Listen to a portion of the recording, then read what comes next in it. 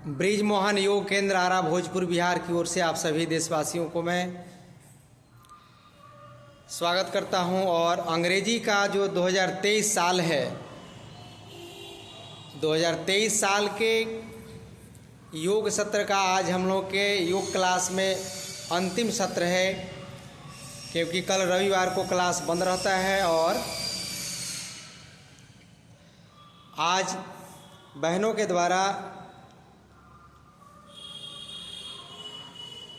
अनुलोम विलोम का अभ्यास, कहीं पर कपालभाति का अभ्यास, कहीं पर पवन मुक्तासन का अभ्यास, एक एक अभ्यास को पिछले 1 वर्षों से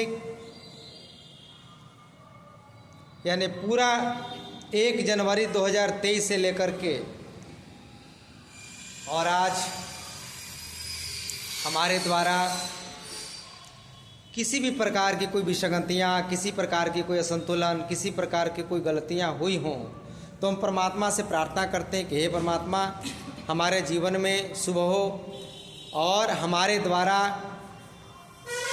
भविष्य में भी, आने वाले समय में भी ऐसी शक्ति दीजिए, ऐसे सामर्थ्य दीजिए कि हम दोबारा उन गलतियों को ना दोहरा सकें। तो हम चाहेंगे कि हमारा खान पान से लेकर के, हमारे बुद्धि विचार से लेकर के, सोच से लेकर के एक एक चीज़ सात्विकता के साथ जुड़े और हम आध्यात्मिक तौर पर उन्नत हो सकें। और यह जीवन एक साधारण यह शरीर नहीं है, यह जीवन अनंत जन्मों से अपने कर्मों के हिसाब से अलग अलग शरीर को धारण करता हुआ हम यहाँ तक पहुँचे हैं, मानव शरीर को प्राप्त किए हैं। और मानव शरीर को प्राप्त करने के साथ ही यहीं से महामानव बनने की यात्रा शुरू होती है।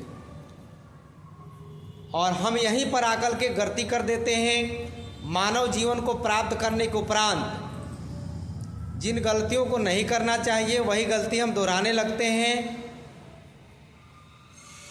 बहुत अच्छा अभ्यास, बहनों ने काफ़ी श्रद्धापूर्वक इन अभ्यासों को अपने जीवन के साथ जोड़ा है। और एक एक अभ्यास को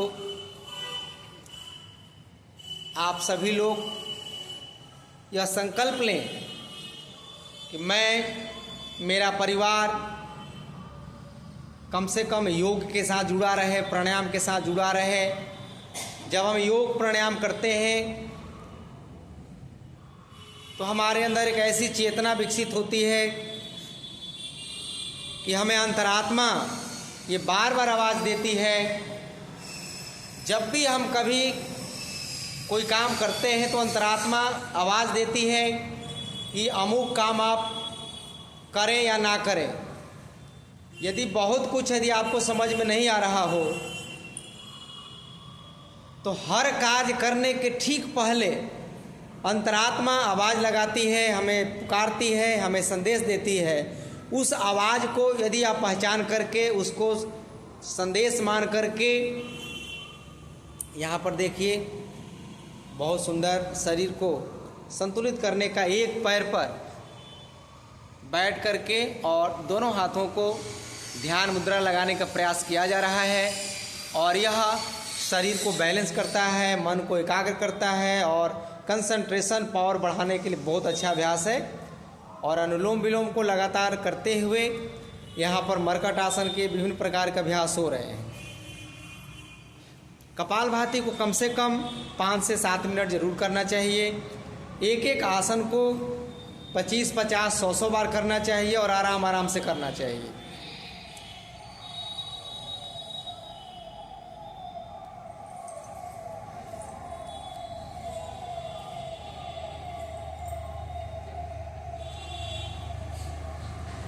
मरकट आसन का तीसरा अभ्यास, बहुत अच्छा प्रयास पकड़ के, और देखिए बहुत खूबसूरत अभ्यास। गर्दन को दाईं तरफ झुकाते हैं और हथेली को ज़मीन में उलट के रखने का प्रयास करेंगे। हथेली को उलट दीजिए, हाँ, इस प्रकार से।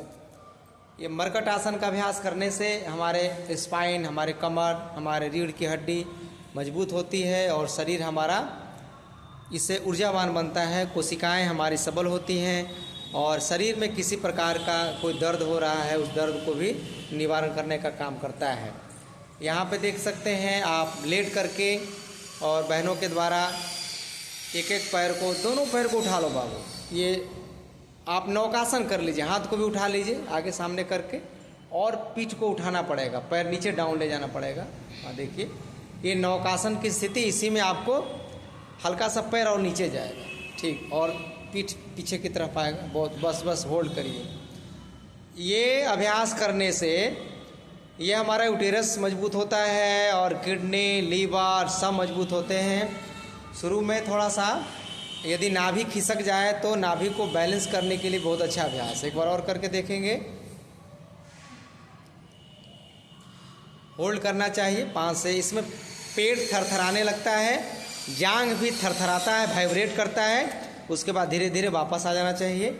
ये से 4 से 5 बार अभ्यास ज़रूर किया करिए। तो आज मैंने छोटे छोटे अभ्यासों को एक साथ जोड़ने का, समन्वय स्थापित करने का प्रयास किया और आप सबको मैं शुभकामना देना चाहूँगा कि कल रविवार है और परसों से, क्योंकि भले ही हमारी संस्कृति सनातन है, वैदिक है, लेकिन वर्तमान समय में यहाँ पर देखिए चक्रासन का अभ्यास, बहुत अच्छा अभ्यास प्रयास किया जा रहा है। और थोड़ा माथा को उठाओ बाबू, बहुत सुंदर अभ्यास, ठीक है, हो जाएगा। 2-3 बार प्रयास कर लेना चाहिए। लेकिन अंग्रेजी भाषा के तौर पर इतना रचा बसा हुआ है, यदि हमारा जन्मदिन हो या हमें कोई पूछता है तो हम अंग्रेजी वाला ही प्रयोग करते हैं। इसलिए क्योंकि साल भी हम अंग्रेजी का भी प्रयोग करते रहते हैं और चाहे आप हर जगह कितना भी नकारेंगे, लेकिन आपको कहीं ना कहीं अंग्रेजी से सामना करना ही पड़ जाता है।